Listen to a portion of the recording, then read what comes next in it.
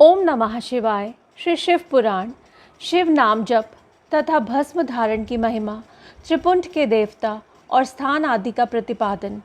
ऋषि बोले, महाभाग व्यास शिष्य सूत जी, आपको नमस्कार है। अब आप उस परम उत्तम भस्म महात्म्य का ही वर्णन कीजिए।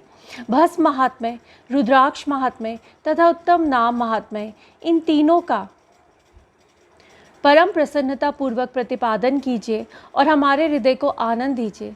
सूत जी ने कहा, महर्षियों, आपने बहुत उत्तम बात पूछी है।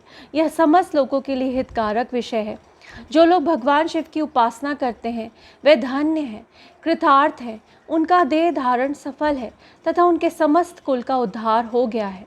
जिनके मुख में भगवान शिव का नाम है, जो अपने मुख से सदाशिव और शिव इत्यादि नामों का उच्चारण करते रहते हैं, पाप उनका उसी तरह स्पर्श नहीं करते जैसे खदिर वृक्ष के अंगार को छूने का साहस कोई भी प्राणी नहीं कर सकते। हे श्री शिव, आपको नमस्कार है। श्री शिवाय नमस्तुभ्यम। ऐसी बात जब मुंह से निकलती है तब वह मुख समस्त पापों का विनाश करने वाला पावन तीर्थ बन जाता है। श्री शिवाय नमस्तुभ्यम। जो मनुष्य प्रसन्नता पूर्वक उस मुख का दर्शन करता है उसे निश्चय ही तीर्थ सेवन जनित फल प्राप्त होता है। ब्राह्मणों, शिव का नाम, विभूति, भस्म तथा रुद्राक्ष, ये तीनों त्रिवेणी के समान परम पुण्यमय माने गए हैं। जहाँ ये तीनों शुभतर वस्तुएं सर्वदा रहती हैं, उसके दर्शन मात्र से मनुष्य त्रिवेणी स्नान का फल पा लेता है। भगवान शिव का नाम गंगा है, विभूति यमुना मानी गई है तथा रुद्राक्ष को सरस्वती कहा गया है। इन तीनों की संयुक्त त्रिवेणी समस्त पापों का नाश करने वाली है। श्रेष्ठ ब्राह्मणों, इन तीनों की महिमा को सत द्विलक्षण भगवान महेश्वर के बिना दूसरा कौन भली भांति जानता है। इस ब्रह्मांड में जो कुछ है वह सब तो केवल महेश्वर ही जानते हैं। विप्रगण, मैं अपनी श्रद्धा भक्ति के अनुसार संक्षेप में से भगवानों के नाम की महिमा का कुछ वर्णन करता हूँ। तुम सब लोग प्रेम पूर्वक सुनो। यह नाम महात्म्य समस्त पापों को हर लेने वाला सर्वोत्तम साधन है। शिव इस नाम रूपी दावानल से महान पातक रूपी पर्वत अनायास ही भस्म हो जाता है। यह सत्य है, सत्य है, इसमें संशय नहीं है।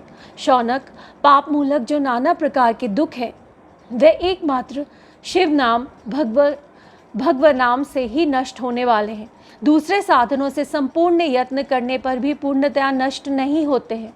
जो मनुष्य इस भूतल पर सदा भगवान शिव के नामों के जप में लगा रहता है वह वेदों का ज्ञाता है, वह पूर्ण आत्मा है, वह धन्यवाद का पात्र है तथा वह विद्वान माना गया है। मुने, जिनका शिव नाम जप में विश्वास है, उनके द्वारा आश्रित नाना प्रकार के धर्म तत्काल फल देने के लिए उत्सुक हो जाते हैं। महर्षि, भगवान शिव के नाम से जितने पाप नष्ट होते हैं उतने पाप मनुष्य इस भूतल पर कर नहीं सकते। जो शिव नाम रूपी नौका पर आरूढ़ हो संसार रूपी समुद्र को पार करते हैं, उनके जन्म मरण रूप संसार के मूलभूत वे सारे पाप निश्चय ही नष्ट हो जाते हैं। महामुने, संसार के मूलभूत पातक रूपी पादपों का शिव नाम रूपी कुठार से निश्चय ही नाश हो जाता है। जो पाप रूपी दावानल से पीड़ित है उन्हें शिव नाम रूपी अमृत का पान करना चाहिए। पापों के दावानल से दग्ध होने वाले लोगों को उस शिव नाम अमृत के बिना शांति नहीं मिल सकती। जो शिव नाम रूपी सुधा की वृष्टि जनित धारा में गोते लगा रहे हैं वे संसार रूपी दावानल के बीच में खड़े होने पर भी कदापि शोक के भागी नहीं होते। जिन महात्माओं के मन में शिव नाम के प्रति बड़ी भारी भक्ति है, ऐसे लोगों की सहसा और सर्वदा मुक्ति होती है। मुनीश्वर, जिसने अनेक जन्मों तक तपस्या की है उसी की शिव नाम के प्रति भक्ति होती है, जो समस्त पापों का नाश करने वाली है। जिसके मन में भगवान शिव के नाम के प्रति कभी खंडित न होने वाली असाधारण भक्ति प्रकट हुई है, उसी के लिए मोक्ष सुलभ है। यह मेरा मत है। जो अनेक पाप करके भी भगवान शिव के नाम जप में आदर पूर्वक लग गया है वह समस्त पापों से मुक्त हो ही जाता है, इसमें संशय नहीं है। जैसे वन में दावानल से दग्ध हुए वृक्ष भस्म हो जाते हैं, उसी प्रकार शिव नाम रूपी दावानल से दग्ध होकर उस समय तक के सारे पाप भस्म हो जाते हैं। शौनक, जिसके अंग नित्य भस्म लगाने से पवित्र हो गए हैं तथा जो शिव नाम जप का आदर करने लगा है वह घोर संसार सागर को भी पार कर ही लेता है।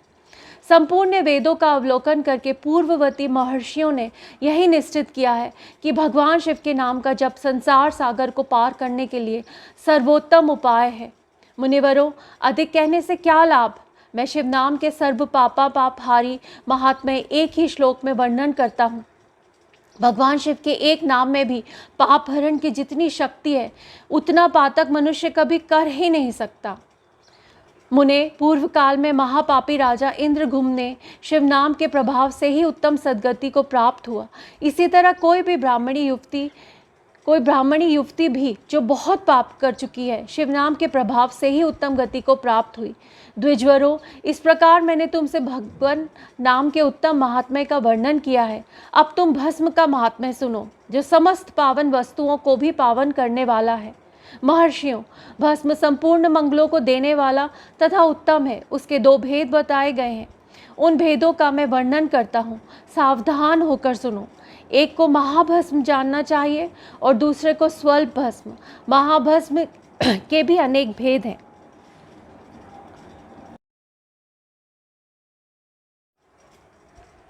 वह 3 प्रकार का कहा गया है, श्रोत, स्मार्त और लौकिक। स्वल्प भस्म के भी बहुत से भेदों का वर्णन किया गया है। श्रोत और स्मार्त भस्म को केवल द्विजों के ही उपयोग में आने के योग्य कहा गया है। तीसरा जो लौकिक भस्म है वह अन्य सब लोगों के भी उपयोग में आ सकता है। श्रेष्ठ महर्षियों ने यह बताया है कि द्विजों को वैदिक मंत्र के उच्चारण पूर्वक भस्म धारण करना चाहिए। दूसरे लोगों के लिए बिना मंत्र के ही केवल धारण करने का विधान है। जले हुए गोबर से प्रकट होने वाला भस्म आग्नेय कहलाता है। महामुने, वह भी त्रिपुंड का द्रव्य है, ऐसा कहा गया है। अग्निहोत्र से उत्पन्न हुए भस्म का भी मनीषी पुरुषों को संग्रह करना चाहिए।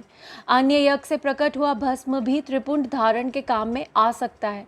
जाबालोप उपनिषद में आए हुए अग्नि इत्यादि 7 मंत्रों द्वारा जल मिश्रित भस्म से धूलन, विभिन्न अंगों में मर्दन या लेपन करना चाहिए। महर्षि जाबाली ने सभी वर्णों और आश्रमों के लिए मंत्र से या बिना मंत्र के भी आदरपूर्वक भस्म से त्रिपुंड लगाने की आवश्यकता बताई है। समस्त अंगों में सजल भस्म को मलना अथवा विभिन्न अंगों में तिरछा त्रिपुंड लगाना, इन कार्यों को मोक्षार्थी पुरुष प्रमाद से भी न छोड़ें, ऐसा श्रुति का आदेश है।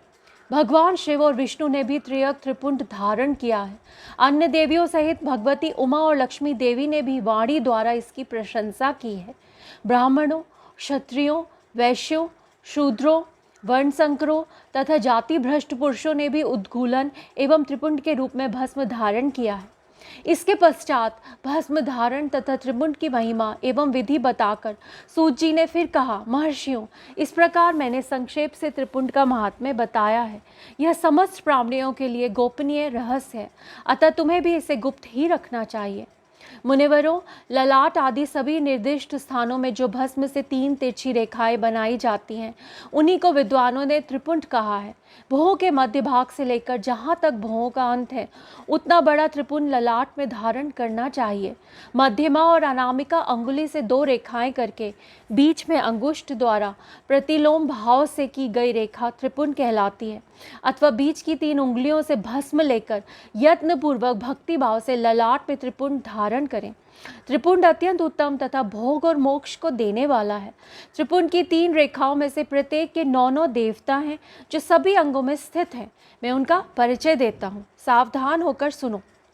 मुनिवरों, प्रणव का प्रथम अक्षर अकार, गार्हपद अग्नि, पृथ्वी, धर्म, रजोगुण, ऋग्वेद, क्रिया शक्ति, प्रातः सवन तथा महादेव, ये त्रिपुंड की प्रथम रेखा के 9 देवता हैं। यह बात शिव दीक्षा परायण पुरुषों को अच्छी तरह समझ लेनी चाहिए। प्रणव का दूसरा अक्षर उकार, दक्षिणाग्नि, आकाश, सत्वगुण, यजुर्वेद, मध्यादिन सवन, इच्छा शक्ति, अंतरात्मा तथा महेश्वर, ये दूसरी रेखा के 9 देवता हैं। प्रणव का तीसरा अक्षर मकार, आवनीय अग्नि, परमात्मा, तमोगुण, घुलोक, ज्ञान शक्ति, सामवेद, तृतीय सवन तथा शिव, ये तीसरी रेखा के 9 देवता हैं। इस प्रकार स्थान देवताओं को उत्तम भक्तिभाव से नित्य नमस्कार करके स्नान आदि से शुद्ध हुआ पुरुष यदि त्रिपुंड धारण करे तो भोग और मोक्ष को भी प्राप्त कर लेता है। मुनीश्वर, ये संपूर्ण अंगों में स्थान देवता बताए गए हैं। अब उनके संबंधी स्थान बताता हूँ, भक्ति पूर्वक सुनो। 32, 16, 8 अथवा 5 स्थानों में त्रिपुंड का न्यास करें। मस्तक, ललाट, दोनों कान, दोनों नेत्र, दोनों नासिका, मुख, कंठ, दोनों हाथों, दोनों कोहनी, दोनों कलाई, हृदय, दोनों पार्श्व भाग, नाभि, दोनों अंडकोश, दोनों उरु, दोनों गुल्फ, दोनों घुटने, दोनों पिंडली और दोनों पैर, ये 32 उत्तम स्थान हैं। इनमें क्रमशः अग्नि, जल, पृथ्वी, वायु, 10 द्विप्रदेश, 10 दिक्पाल तथा 8 वसुओं का निवास है। धर, ध्रुव, सोम, आप, अनिल, अनल, प्रत्यूष और प्रभास, ये 8 वसु कहे गए हैं।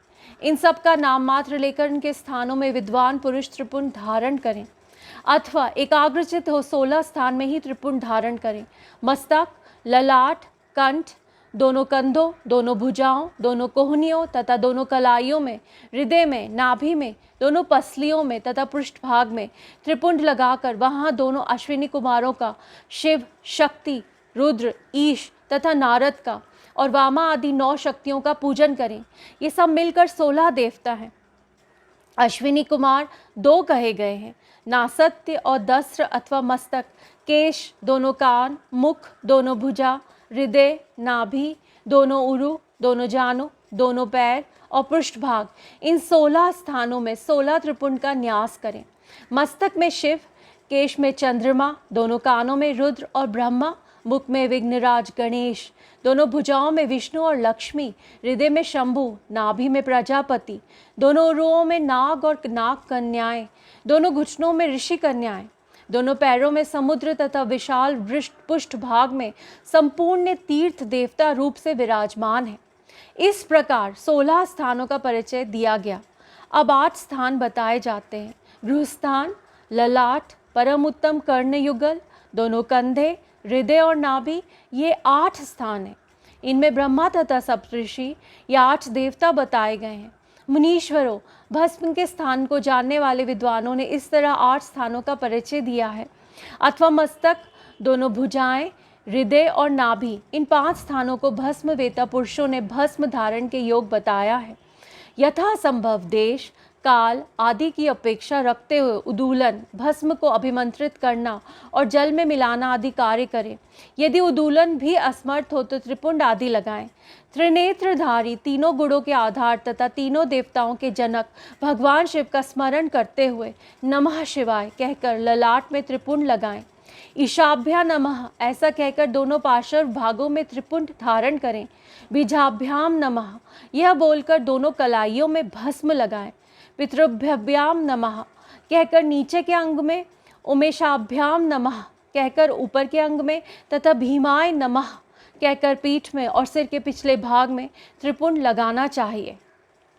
ओम नमः शिवाय।